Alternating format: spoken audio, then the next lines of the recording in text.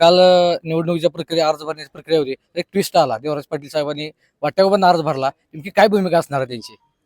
नाही, आता आमच्या सगळ्यांचे नेते आदरणीय जयंत पाटील साहेब या बाबतीत भूमिका या ठिकाणी घेतील.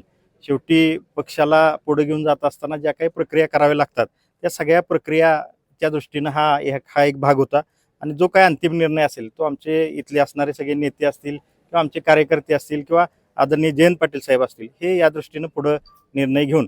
पण यातली आमची या ठिकाणी एक महत्त्वाची बाब आहे की आमच्या या जिल्हा परिषद वाटेगाव जिल्हा परिषद गटातले आणि गणातले दोन्ही उमेदवार अतिशय चांगल्या पद्धतीनं मोठ्या फरकानं निवडून आणण्याची जबाबदारी आम्हा सगळ्यांची आहे आणि त्या दृष्टीनं आमची वाटचाल आहे.